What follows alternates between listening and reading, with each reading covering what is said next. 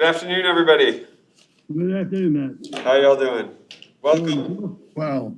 Welcome to the October meeting of the Lehigh Northampton Airport Authority. We're going to start with the Pledge of Allegiance. Worked really well last time to mute everybody so that we don't have tons of feedback. So we'll just put you guys on mute and we'll do it in the room here. Thanks. I pledge allegiance to the flag of the United States of America and to the republic for which it stands, one nation, under God, indivisible, with liberty and justice for all. Thank you. All right, so Matt, would you please conduct a roll call? Certainly. Brian Dames, Here. Chuck Dicon, Mike Dowd. Mike's here. Oh, wait. People are.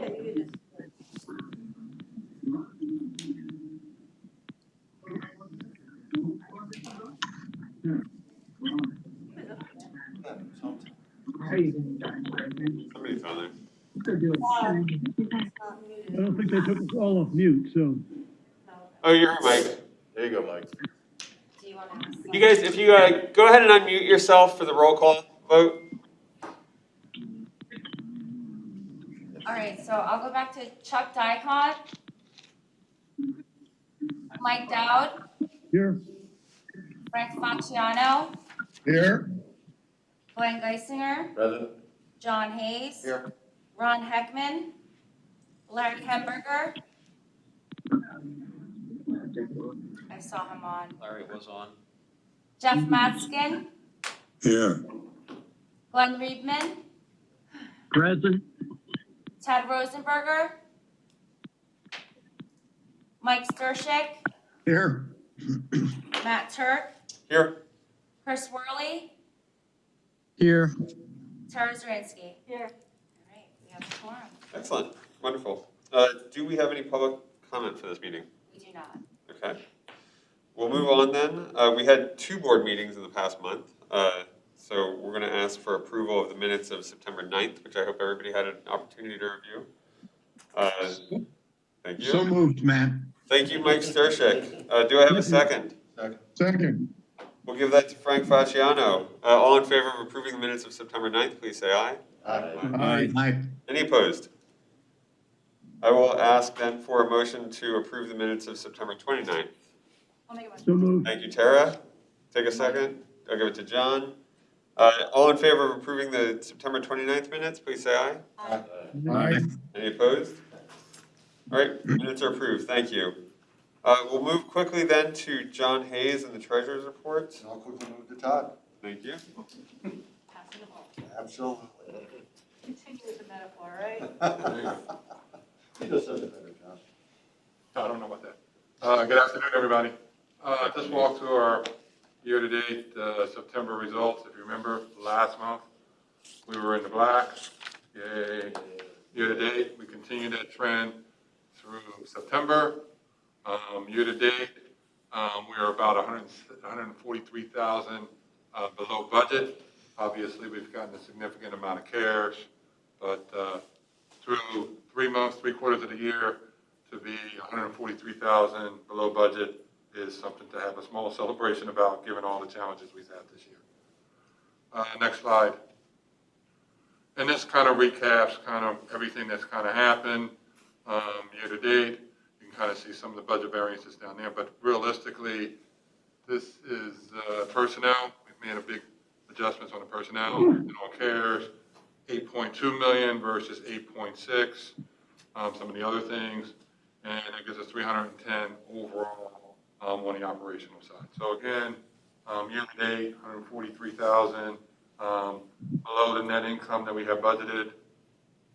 All things considered, I think that's pretty good news. Any questions, concerns? Very good. Okay, Yeah, continue, great job managing it. thank you. Okay.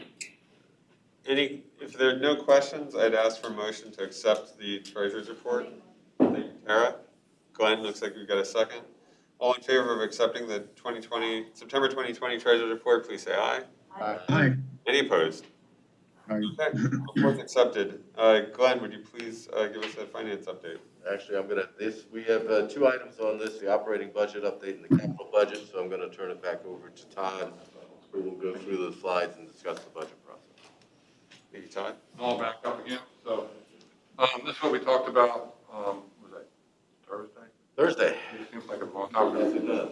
Our budget, and again, I said this on Thursday, and I want to repeat it again. It's really worth repeating. In years past, we've struggled. Normally around this time, we're still trying to get to a balanced budget. We are pretty much close to a final product. We really feel good about all the work that's been done. We talk about our incremental budget. Normally you put out, hey, here's what you spent last year in 2020, and then everybody kind of incrementally goes off of that. We started with the 2015 as kind of our benchmark to start from, just given where we are. So I think that's kudos to everybody. We always try to be financially responsible, strategic, and manage expectations always key as we go forward. This was last year's operational goals. I think it's important to kind of remember what they were last year and how they've changed slightly for this year. Obviously, you can kind of look at the minimum expenses to run the airport, meet our debt service. And remember last year was the first year we had that segregated piece for additional debt service. Obviously, we want to provide the highest level of service. And then last one has always been something that's critical besides investing in our infrastructure and our employees is, we want to lower our rates and charges so we can get more business. I mean, that seems to be an ongoing discussion with the airlines. That was last year. This year, a little bit more in survival mode. You kind of just say managing resources without sacrificing our long-term vision. Again, no matter what we do, the bank always says you better meet your debt service requirement. John's shaking his head. He understands that banks don't play, and so we don't want them banging on our door. There's a few folks I don't like banging on my door, the IRS and the bank. What we did is we remained flexible. A lot of our expenses we pushed back to the second half of the year. Remember, we were talking about 2 kind of 6-month budgets at one point. Doesn't work with some of our regulatory requirements. So it's a flexible kind of 6 and 6. It's probably a good way of putting it. And then that last one, we've always had the ability to increase our rates. But again, if you go back to last year's goal, we want to remain competitive on our rates and charges. So if we're increasing rates during the year, doesn't make folks too excited. So we're just reminding them that we can. We don't want to, but if we have to break that glass in the second half, particularly in the third quarter, we will. This kind of goes over our revenue assumptions. Again, it's a revenue-based budget. Again, emphasize that we will have the ability in the third quarter, if we need to raise rates. We used $7.7 million was the amount that we had in CARES funding that we know right now. Hopefully there'll be a second CARES Act, but right now, for this year, we got 7.7. We had $3.5 million left over that we're going to use for 2021 to help us out, because obviously we need that. You can kind of go through 5 cargo flights, both FedEx and ATI, and then you start getting into some of the differences in the legacy carriers. We had 3377, and you can kind of see what we had budgeted for 2020, even 2019. So that's quite a significant drop off that we're expecting for 2021. Same with the Allegiant down here at the bottom, 1163. Not as much of a drop off as for 2020, but still a drop off. Again, in passenger enplanements, as you remember, at the beginning of the year, we were going close to 1 million passengers, which would be 500,000 enplanements. Came up a little short before pandemic, and now we're expecting some of a downslide for next year, 305 versus 486 for 2020. And you see that bigger percentage, bigger reliance on Allegiant there. Preliminary estimate for rates and charges, 5%, might be more, but that's kind of our initial thought on the rates and charges themselves. Going through the agreements, they range from 2 to 4, that's in there. Hangar 11, occupancy by the fourth quarter, 75%. We're starting out at roughly around 50%. Rental cars, based on 60%, you'll see 60%, as I talked about last week, as a big number. that we refer to a lot, 60% of the budget of last year or 60% of actuals. You'll see it kind of going on.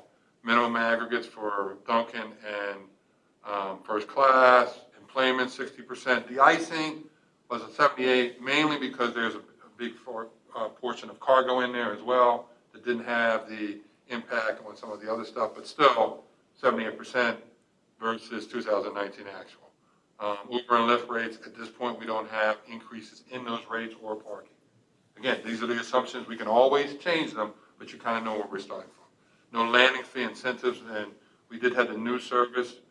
That's not built in there. We didn't have that. Obviously, those flights built in there as well. So again, just talking about the assumption. Budgets, you just kind of get into FTEs, and it kind of continues where we were. 2019, we had 242. We're budgeting 188. If you look down there, we are 172. That was on August 9th. October 9th.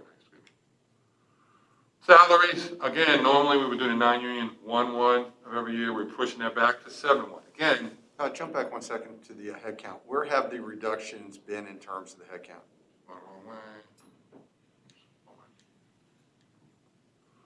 The headcount, a lot of that is reductions in hours, new hires not added. That's an FTE number, not a headcount. That's an FTE number, correct? You're correct. Again, you got to remember, we have a huge number of part-time employees. Yep. So again, that's all managing the hours. Okay. Again, I think that's a great job and kind of consistent with what we're doing with a lot of the personnel stuff. Agreed. Normally we get an increase for non-union. We expect that to be 1-1. That's kind of been the norm. We pushed that back to 7-1. Again, that's what's in here at this point. Same thing with the Teamsters. Their agreement is up at the end of June. We had to put in a placeholder for them. We have 1.8 for them and for the non-union. The firefighters and police are under contract, so we're just following that. You'll see down there the 1% merit pool. That's something we've traditionally shared with the whole group. That's just a percentage, and that's in December. Again, we had that built in this year's number. Probably not going to pay it out. But again, that's in December. That's based on how the year goes out, and it just kind of, again, gives you a little bit of coverage. We talked about a normal snowfall. See who was paying attention on Thursday. What's our annual snow number? I want to play that Jeopardy music for somebody. It's roughly about 300,000. And 80% of that is usually spent in January, February, March. So when we went back to this year, and again, remember this year we had about 98,000. So you think about 98,000 after March, that's pretty good, considering you're expecting 300,000 or 240-some thousand through the first 3 months. So that's part of the reason we started out the year with such a good note, because that's expense. That's not revenue in that's just expense. 3.5% on the medical, that's just what we assumed in our budget. Qualified deductible for all those that currently have it. The only one that does not have it at this point is the Teamsters, and we will discuss that with them at the next negotiation. But even if we do, that would not go into place until 2022. No increase in medical contributions, consistent with some of the changes we're doing at the first beginning of the year to just kind of not step on people as we're already, making things a little tighter for them. All new employees based on employee and children. I mean, there's multiple assumptions you can do. You can assume they're all children, which can be all employee only, or you can do all family. We take a kind of middle approach, employee and children. 0% increase, 45,000 for unemployment each quarter. Workman's comp, continuing battle for us, is 25% increase. We're seeing a lot of increases on our insurance across the board. I mean, I was just on the phone with our broker earlier today, and they agreed to take a pay cut because we're taking pay cuts. So you guys got to take a pay cut because we're taking one. So they did that. But again, the insurance companies are getting really bold with this is what you're going to do and who you're going to go to. Surplus, and remember we are self-funded, so whatever we get back from this year as far as surplus shows next year as a negative expenditure. We put in 150 in a budget. Obviously, that's semi-conservative because there's 358 through August, but you don't know what's going to happen in the last part, so that's what we're in. See, last year was phenomenal for us. We had 607 for the year, but obviously 2018 wasn't that great. Pension, then you're talking about Balanced budget, we were at 3.2, right now we're showing call it 3.3 million loss in negative income before that 3.5 million. So again, without that 3.5 million, we'd be coming to you with a negative net income on our budget. Not a good look for us. Debt service meeting that. Again, I talked about the snow. Bad debt, again, we're not seeing that yet. We are accruing currently about $50,000 a month in our expenditures. You know how bad debt comes, it comes later, but we are accruing it, and next year we put 250. I couldn't tell you if that's a good number or not at this point, but it would be, it wouldn't be a good idea to not have anything in there, and 250 is what we thought was a reasonable number. Do we have anybody that you're worried about at this point? No, not at this point. I mean, we had some time, we'll talk about it later on some of our stuff, but I don't think there's anyone that we're worried about. And this is our kind of historical rates and charges. 4.7, you can see we've been trying to kind of lower that number. And a lot of it, unfortunately, or fortunately, however you want to look at it, is a function of volume. If you get more traffic, then it's easier to kind of lower those costs. But if traffic obviously goes down, then you still have kind of those fixed expenditures that you have to kind of deal with over a lower volume.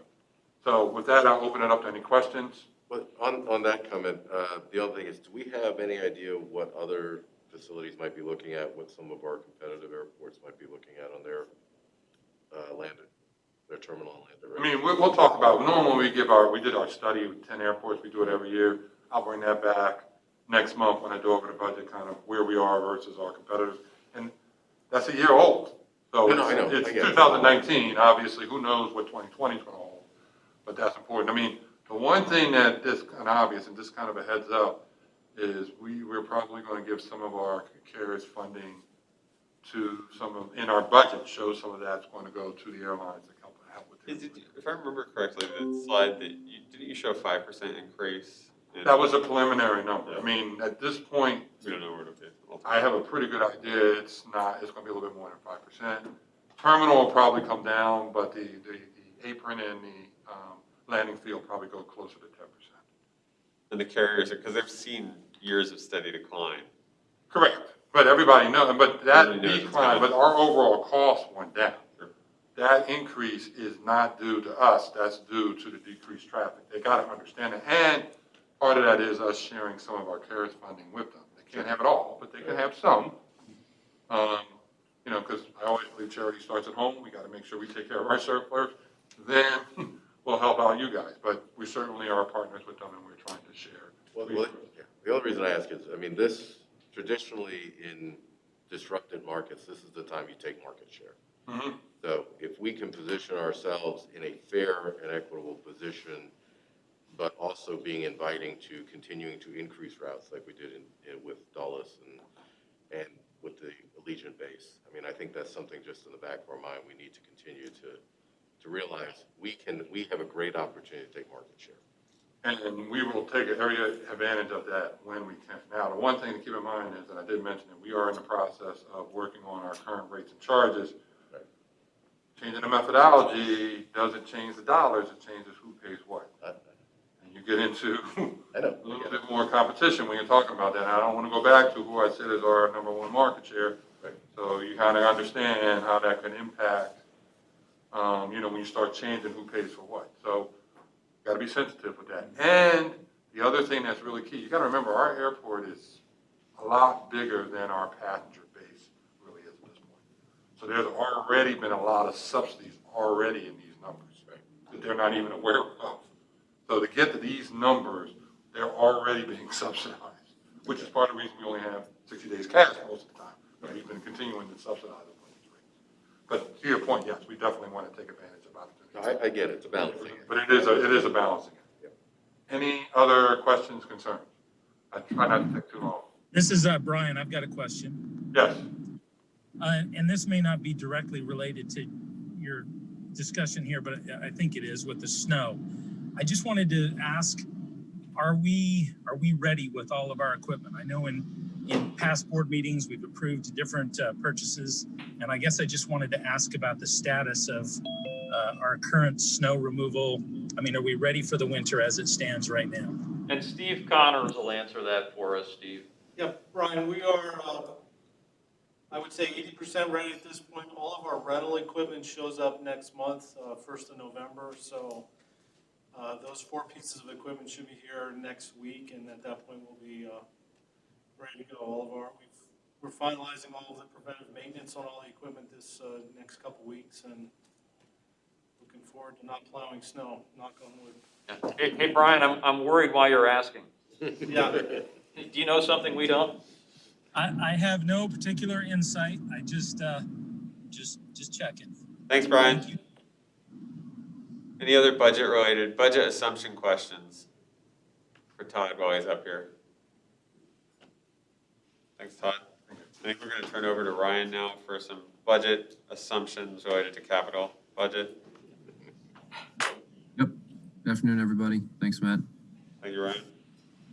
I figured I'd got some sick kids at home, so figured I'd keep it to myself. Good idea. Yeah. So we had some good discussions last Thursday in terms of some of our assumptions on the capital budget perspective side of things. So a little similar to last year with some changes. So again, similar to what Todd mentioned, a lean and conservative approach in terms of looking at some of our capital projects. The big piece here is emphasizing our grant and major non-grant projects that can leverage funding, whether it's through financing, grants, or the AIP restricted account that we've talked about in the past as well. And similar to what was talked about from the operating side, we're also looking at programming equipment that we need by quarter, and then obviously prioritizing it from there from a timing perspective, as it relates to our cash flow. Overall program, again, similar to last year, but this, definitely more imperative this year. Projects that ensure safety, continued service, and emergency business critical are really the high priorities. Obviously keeping us in business is high on the list. And then again, in terms of regulatory requirements, what's required, and then strategic focus, as we've been talking about with some of our connector projects and some others we'll get to here in a minute. And again, breaking them down by the type of equipment that's shown, we'll talk about a bit next month. So as we like to do, kind of go back into our history of what we spent. Again, investing in infrastructure, we've talked a lot about this. So it's, again, managing that cost, this coming year. But you can see kind of the trend that we've had, someone playing catch up on some of our deferred maintenance, as well as some required paving that we've had to do. So just a quick summary, and again, we went into a lot of detail at the last committee meeting, but I'll kind of hit the highlights of what we've done this year in terms of projects that are either closed or currently in the process of being closed and completed. You kind of see the list here, about 7 of the 12 major projects that we've been talking through at committees. And then the next few slides are just some summaries I can kind of go through quickly. We've been talking a lot about the passenger boarding bridge rehab. This year was the second phase, which were 4 bridges. Again, includes the interior, exterior painting, new carpeting, replacing ball screws, canopies, basically making the bridges, a lot more usable, and fixing a lot of the life safety components as well. So definitely good to see this one going, and we'll talk a little bit about what the next phase is, come next year. Again, the boardroom, as we're all aware, that was done this past year with the consult room.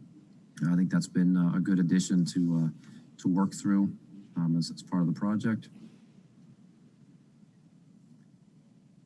And again, that was predicated on the office renovation and expansion. And again, this actually, from a timing perspective, worked out pretty well in terms of requiring the distancing and allowing additional offices and areas for folks to social distance as we work through the pandemic that we're going through.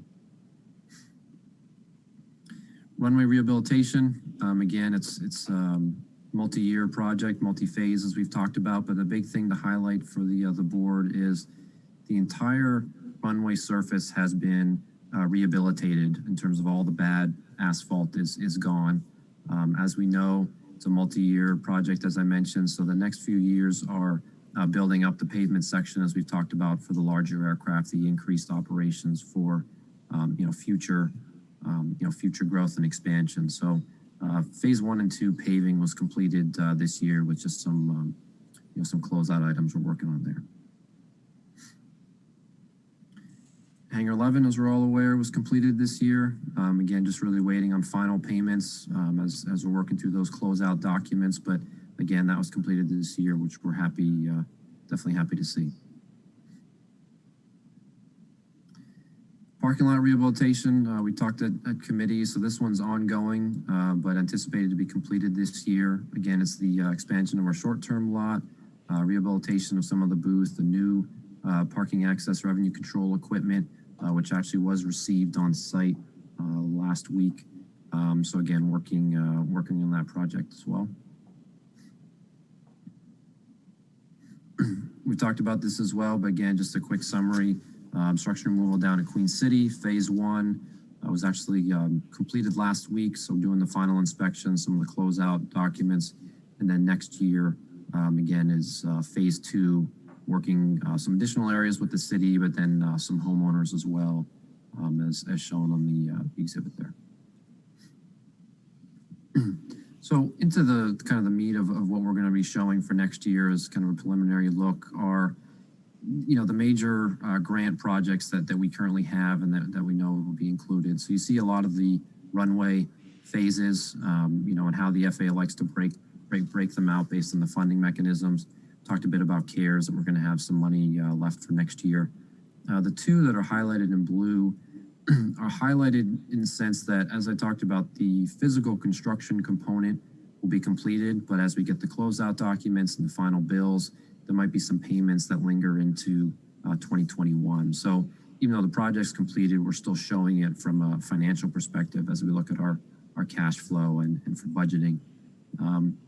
We've talked again, second phase of obstruction removal, the initial design for runway 1533 for Queen City. And then, we've talked at committees about the new terminal building for Braden, and where we are with that to try and get that up by next spring. And again, as we've done before, looking at the major non-grant projects, again, business critical projects, safety and some of those components. The Hangar 7 sprinkler system that's ongoing is continuing into next year as we've been talking through. Again, the phase 2 boarding bridge, physical work should be completed this year with payments spilling into next year. As I mentioned, the next phase of that is boarding bridge 10 and boarding bridge 2 that we're programming as well. And then numbers 4, 5, and 6 are italicized from the sake of what I mentioned before about leveraging funding, ensuring what can be covered by our AIP restricted account.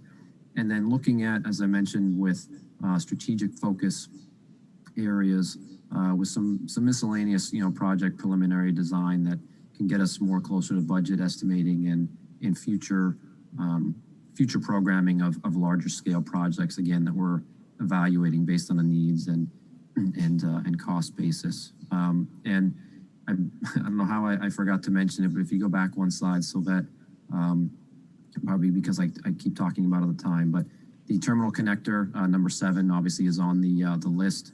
We're waiting on bids should be coming in next Monday. So we'll know more about that as we look through programming, the financing, the funding opportunities and the like. But again, that's definitely a strategic focus project that, we're still looking, to line everything up to keep that moving. But that also has been included. Just wanted to point that out. Believe that's it. If anyone has any questions. Any questions for Ryan?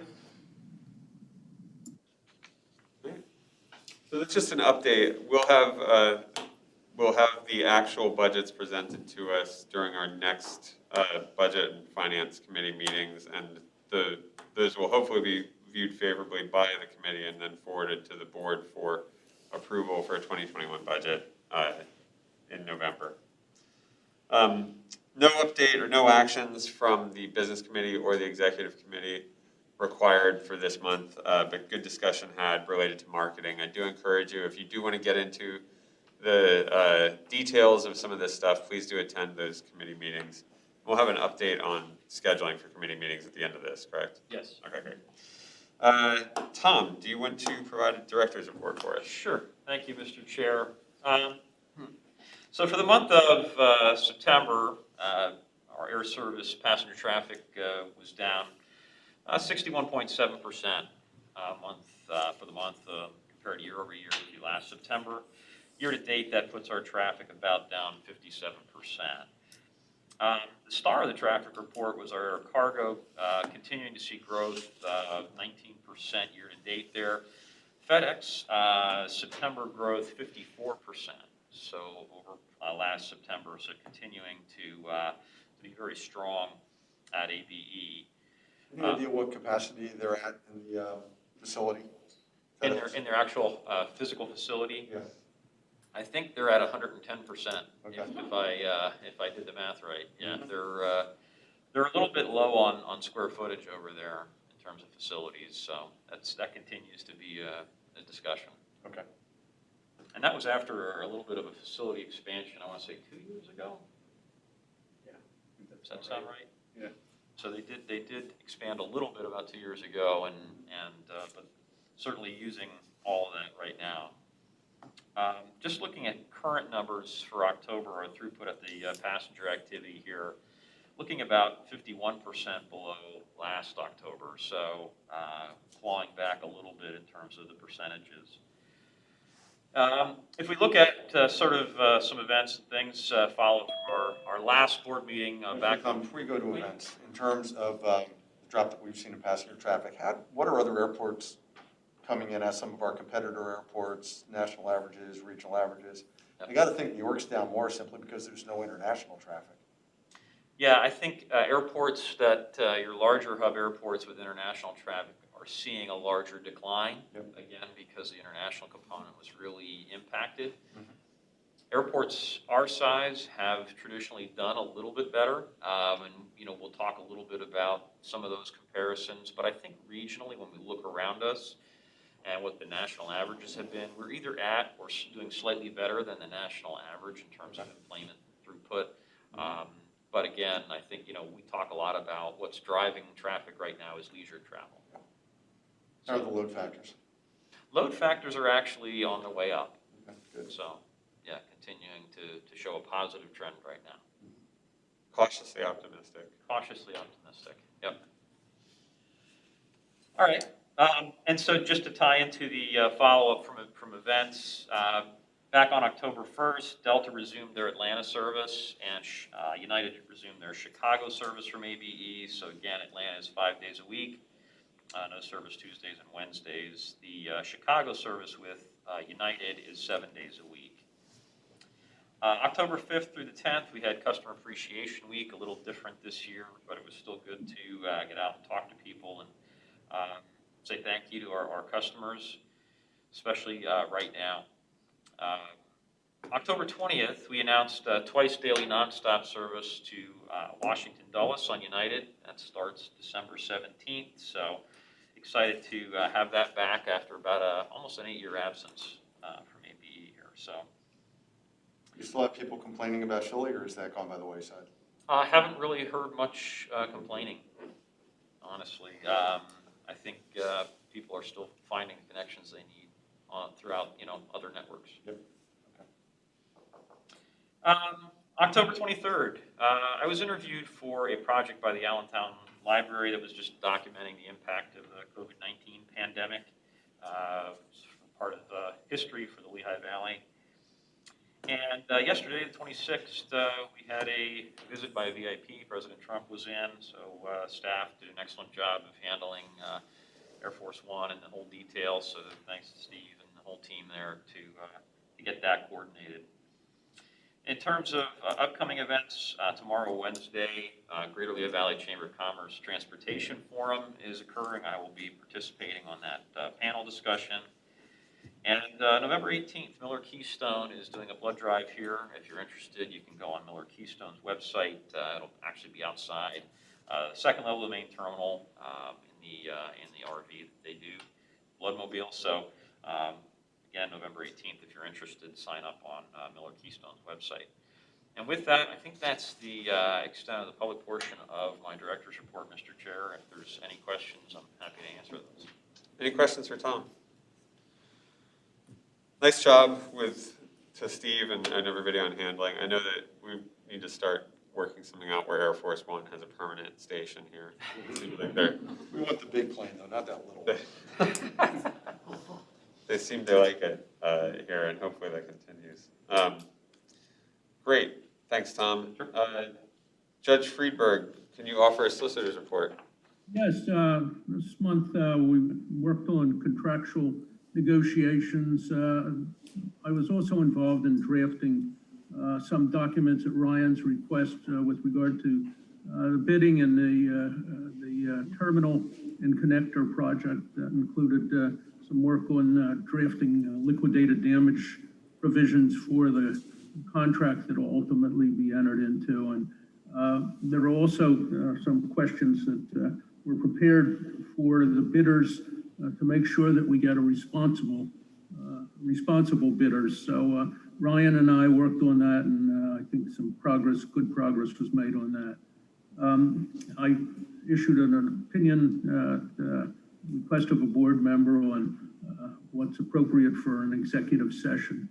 There were routine matters, right to know requests and performance bonds were evaluated. And I can also report that with regard to the real estate transactions with Rockefeller, the target date for those transactions to occur is December 11. That's in a month and a half, and the preparatory work has largely been completed in that regard. So essentially that's it. Most of the matters were of a routine, recurring kind of nature here. Very good. That's my, thank you. Thank you. Any questions for the judge? Thank you, Judge. Do we have any new business before the authority? Nobody? Okay. I think we do have need for an executive session where Tom will provide us with information. Judge, could you more thoroughly detail that need?